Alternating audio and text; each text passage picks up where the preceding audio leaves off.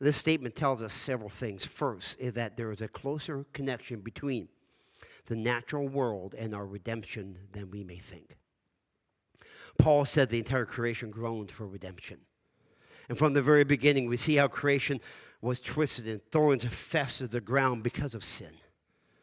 I remember people asking me when things happen in our lives and things go wrong, and why did God not create a perfect world? Why did God not create a world without sin and sickness and disease and death and all that? And to which I replied, well, he did. He did make a perfect, sinless creation of a world and placed us in it perfect. We're the ones that brought sin and death and sickness into the mix. Not him, us.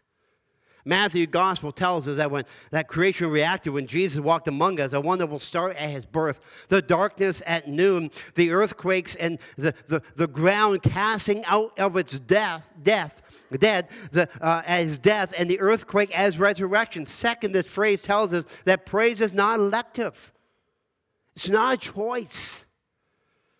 It is a necessity. I have no doubt those stones would have shouted if the people held their tongues. I've often thought of getting a big rock and putting it right there.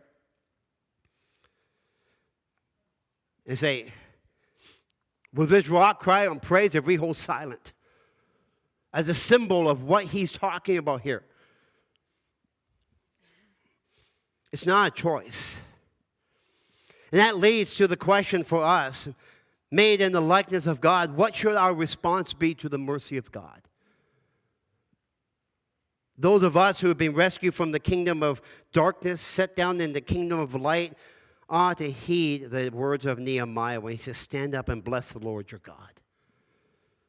As the psalmist calls us, make a joyful noise to the Lord, and bless the Lord, O my soul, and forget not all his benefits. If God's people will not praise him, the stones will.